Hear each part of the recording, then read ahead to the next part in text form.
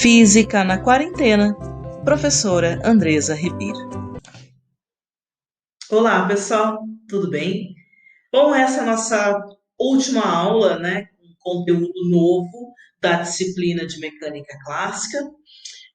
O nosso tema é transformações canônicas.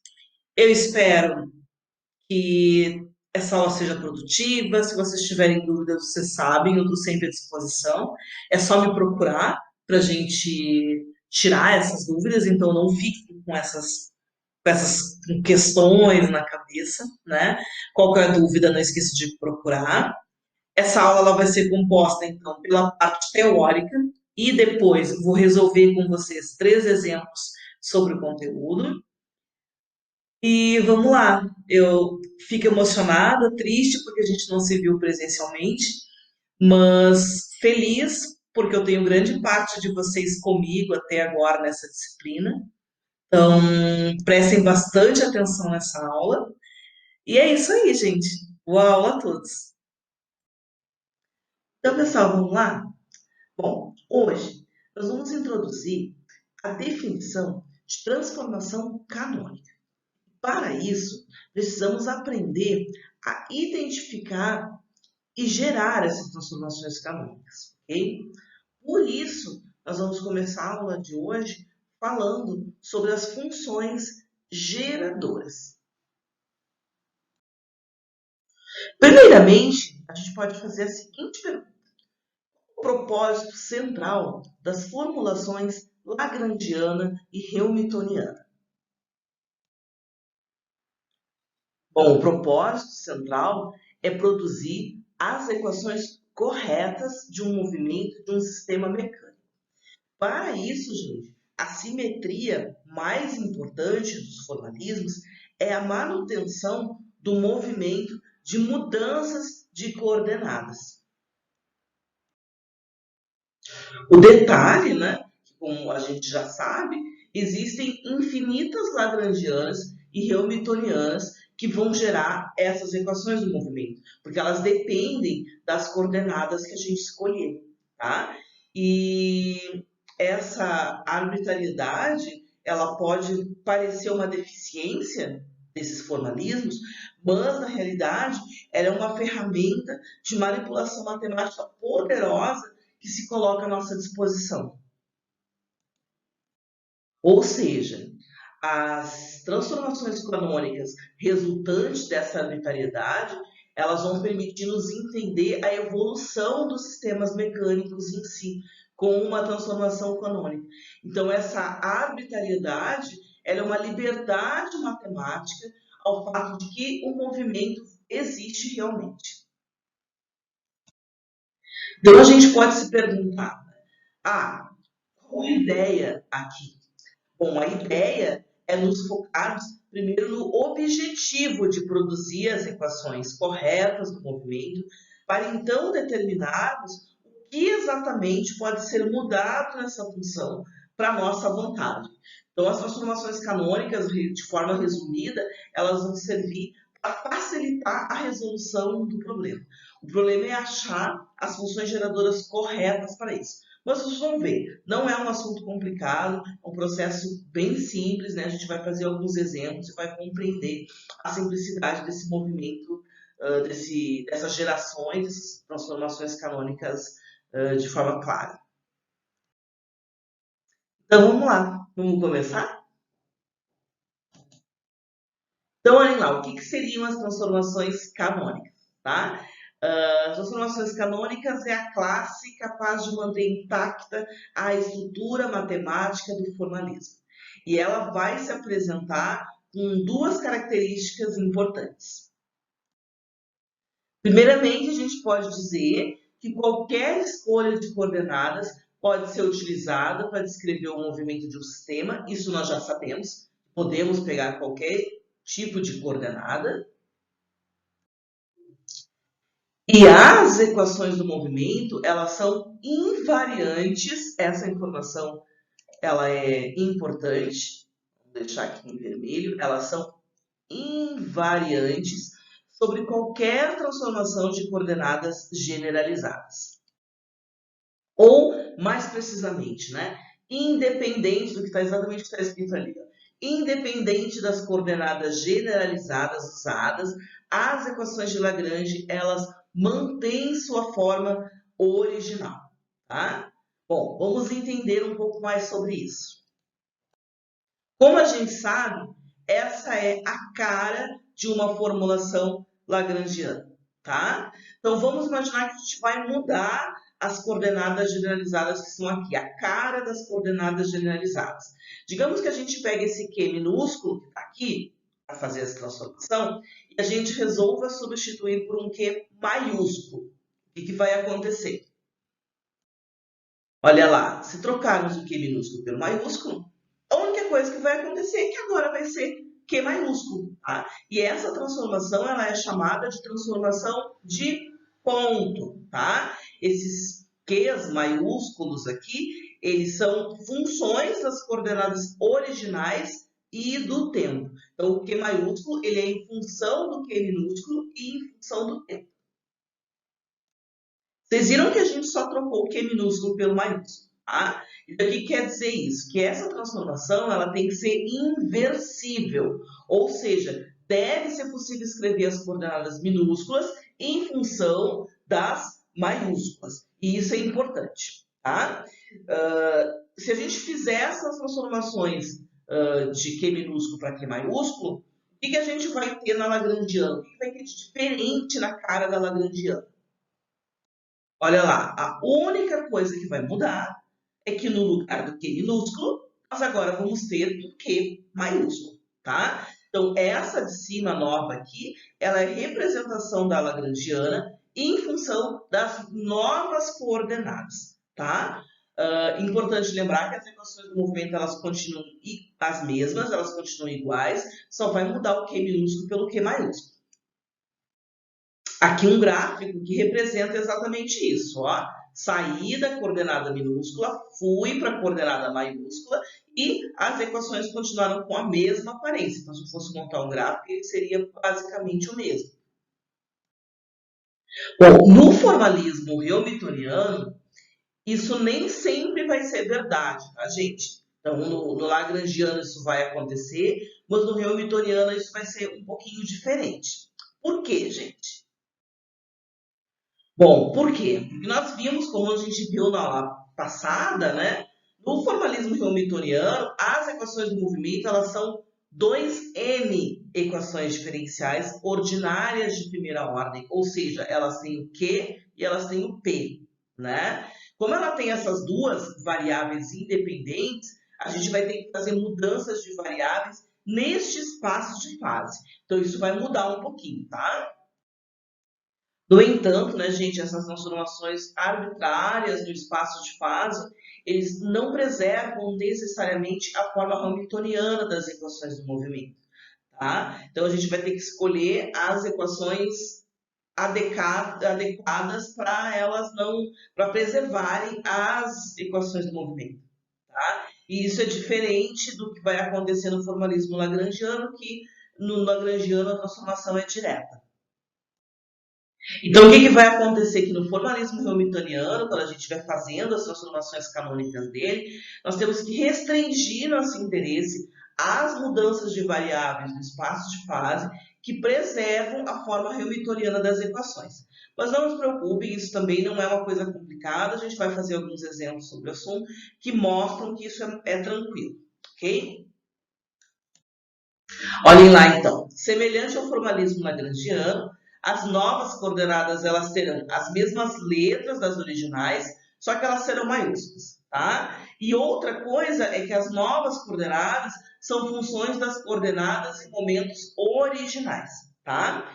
E essa transformação, exatamente como a lagrangiana, ela também tem que ser inversível, para podermos voltar a partir das novas variáveis às variáveis antigas. Tá?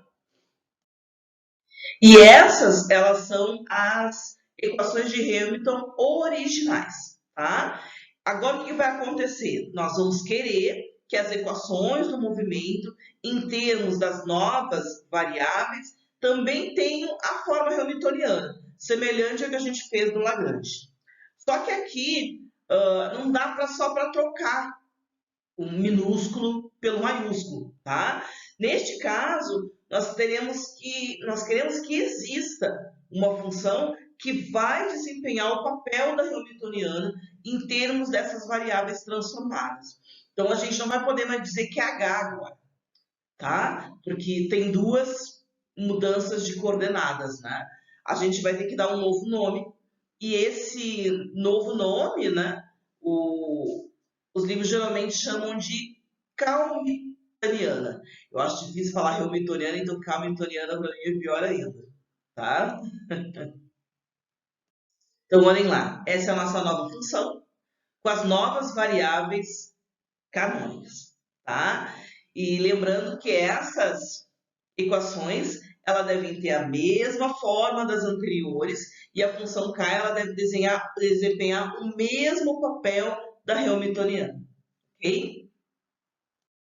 Então, nós temos ali, ó, a Hamiltoniana, com as suas equações do movimento logo abaixo, e posso até fazer isso aqui, ó, a Hamiltoniana, vamos pegar aqui, né? Com as suas equações do movimento logo abaixo, essa e essa, né? E nós temos a Hamiltoniana com as suas equações do movimento, tá? E o que nós realmente queremos? Bom, nós queremos estudar as mudanças de variáveis no espaço de fase, tais que qualquer que seja a Hamiltoniana original do sistema, exista, né,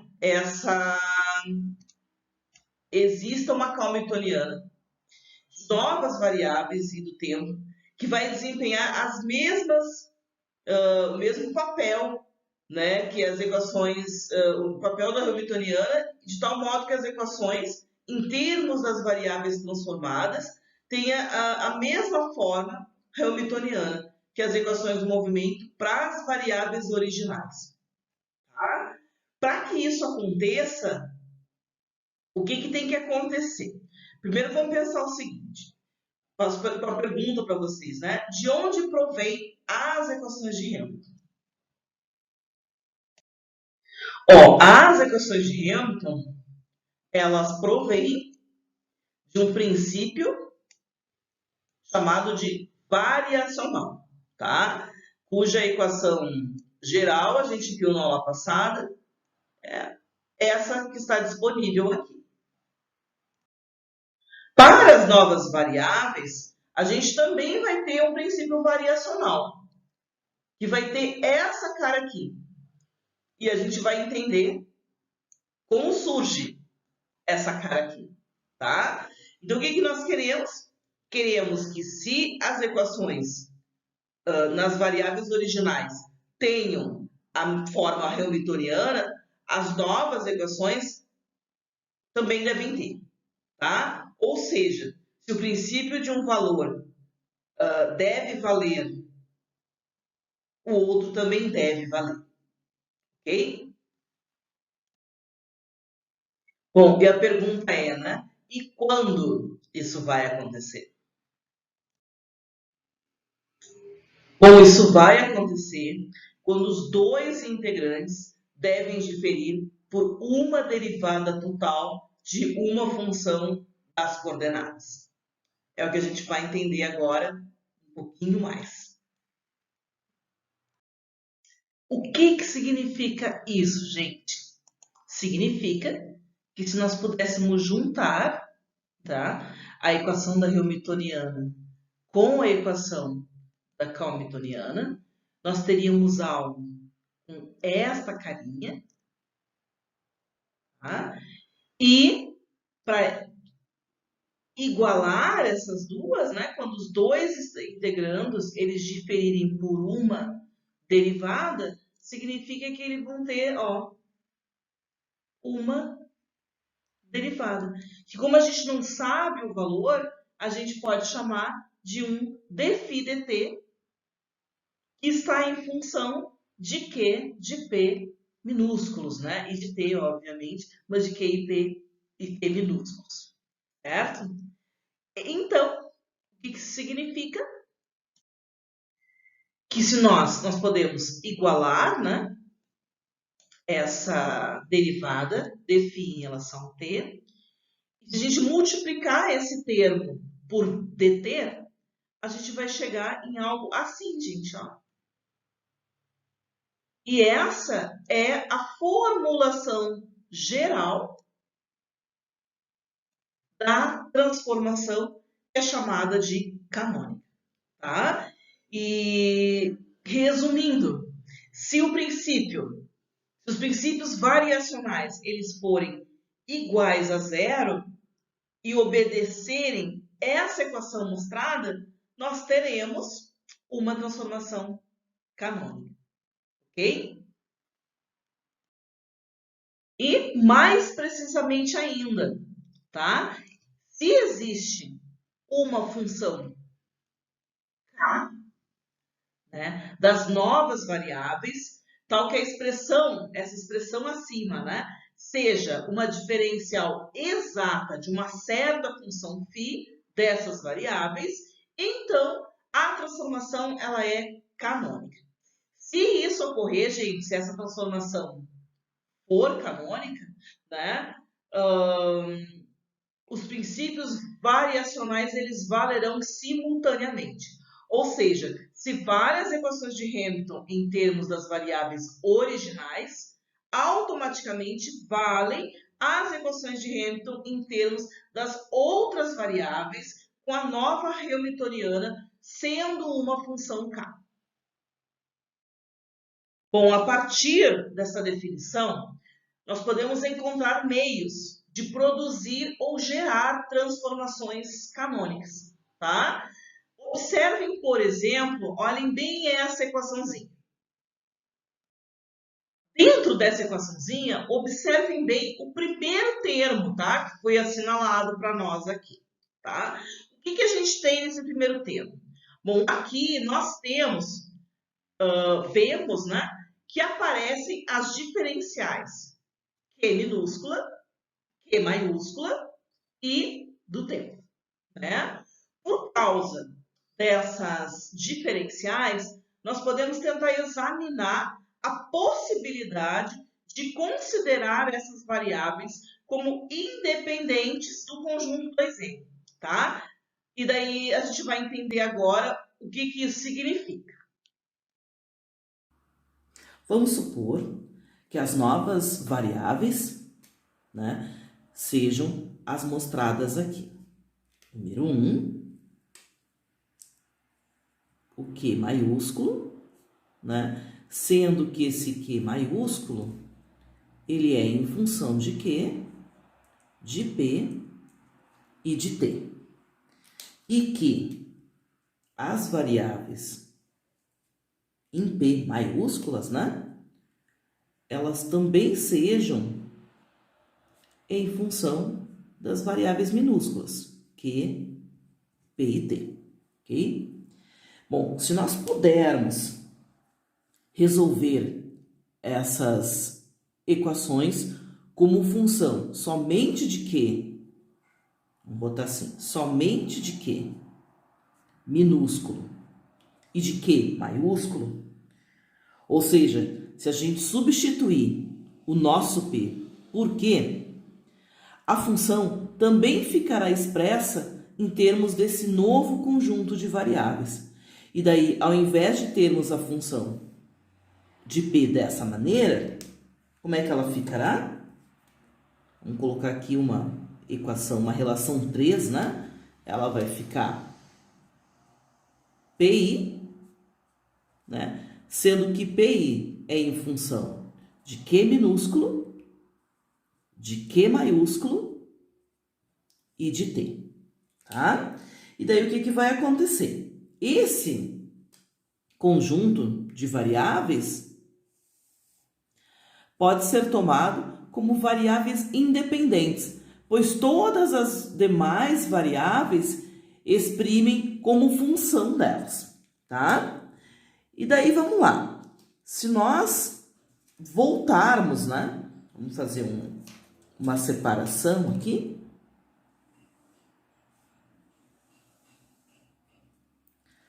Vamos supor que tenhamos essa equação das transformações canônicas, tá? A equação geral das transformações canônicas.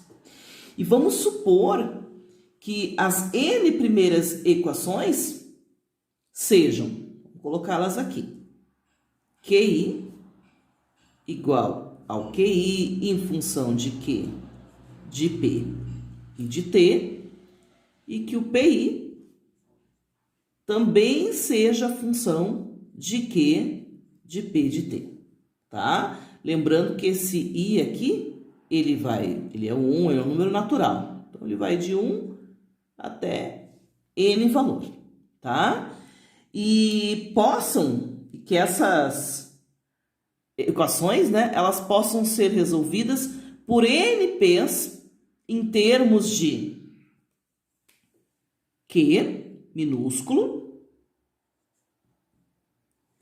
Q maiúsculo e T. Nesse caso, as N últimas das equações acima também podem ser escritas em termos desse Q e desse T. Assim, a gente pode definir a primeira função geradora, tá? E essa função geradora, vamos colocar aqui, né? Vou chamar ela de F1, certo? Ela vai depender de Q minúsculo, de Q maiúsculo e de T, certo?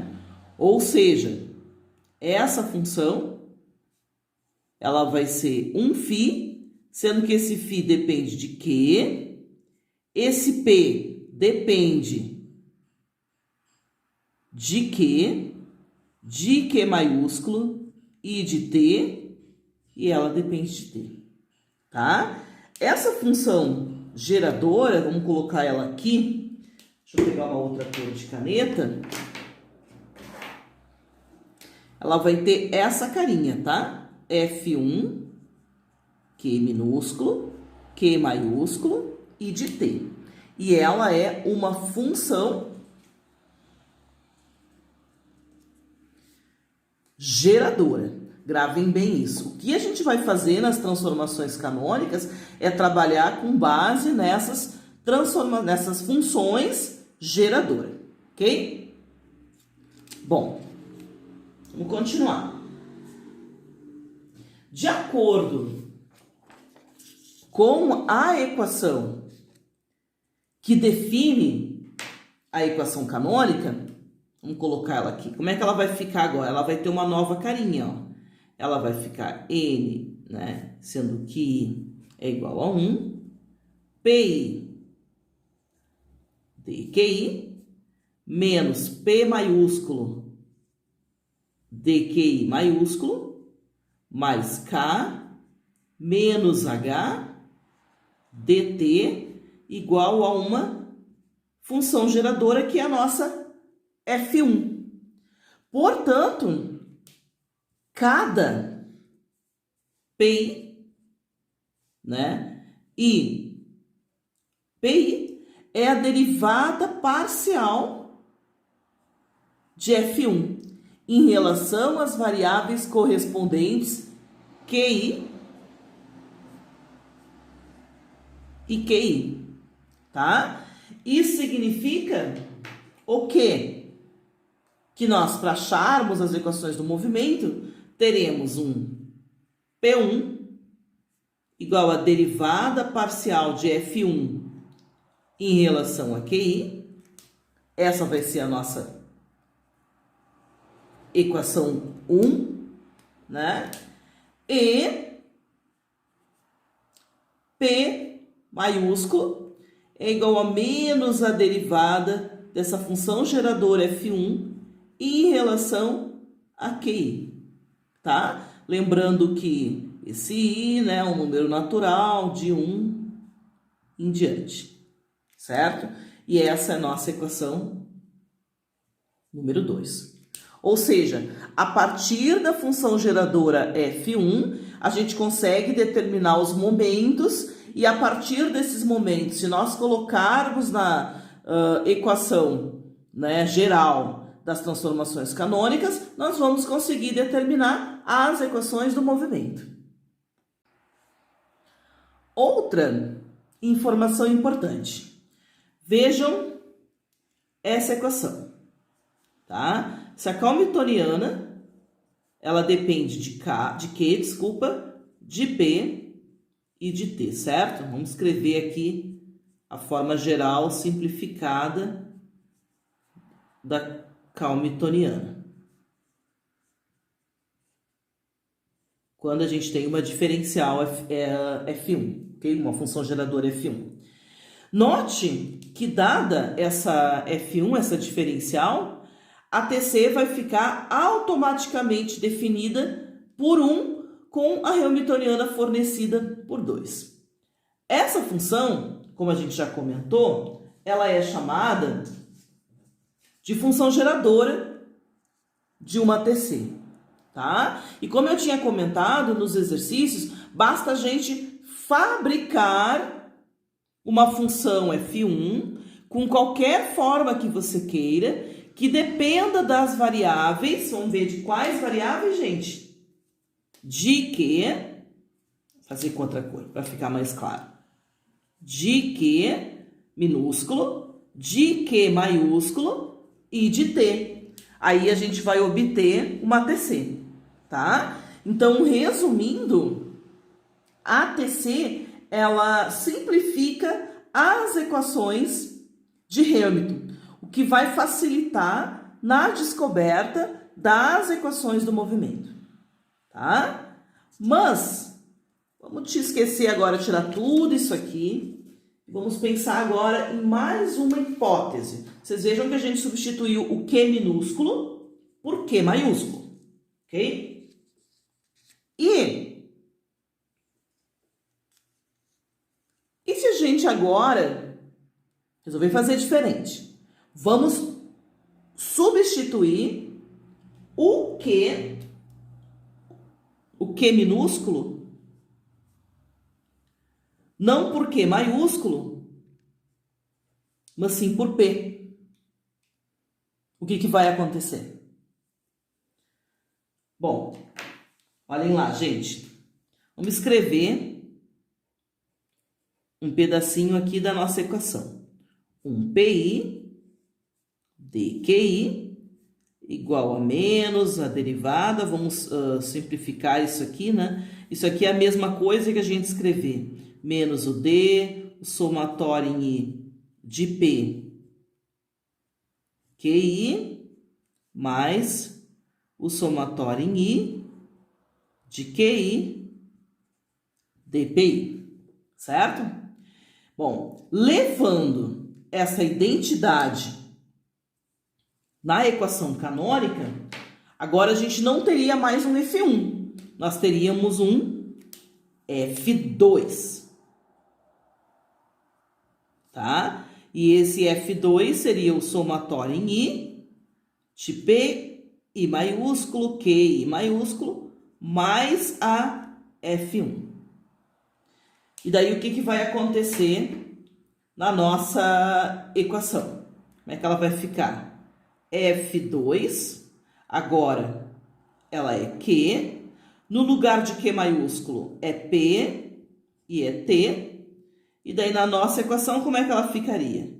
O somatório em I de PI, QI, Q de P de T, mais o φ, sendo que esse φ, né, ele varia em em P, que agora varia em Q, em P maiúsculo e T, e o T. Simplificando, né, nós teríamos um dF2 igual ao somatório em I igual a um N de PI dQi mais QI dPi mais K menos H dt. E essa equação também vai gerar os momentos, que no nosso caso agora serão o PI vai ser a derivada de F2 em relação a QI. Essa vai ser a nossa equação. Vou chamar as duas depois, tá? Vou deixar assim. E o Q, eu errei ali, o Q maiúsculo vai ser igual a derivada de F2 em relação a PI. Sendo que I também é um número natural, né? De 1 em diante, tá? E essas são as equações agora. Se nós substituirmos, né, o Q por P maiúsculo, certo? E a nossa função, nossa equação, digamos, geral de Q, de P, de T da Hamiltoniana será H, que depende de Q, de P, de T, mais um F2 dt, derivada parcial de F2 dt. Bom, como anteriormente, dado uma função F2, né, pela resolução das N equações para o momento obtém-se, né, se a gente substituir ali, se usarmos a F2, né, que é Q, P e T, né, a gente vai obter uma função PI, né, sendo que este... eu errei de novo aqui, ó. Sendo que PI, desculpa, vai ser em função de Q, de P e de T. E substituindo esse resultado no lado direito das N últimas equações, resulta que o QI, né, vai ser uma função de Q, de P e de T. A transformação obtida dessa forma, ela será canônica, tá? Em resumo, uma transformação é gerada quando temos uma função ou com essa cara, que é a nossa F1, certo?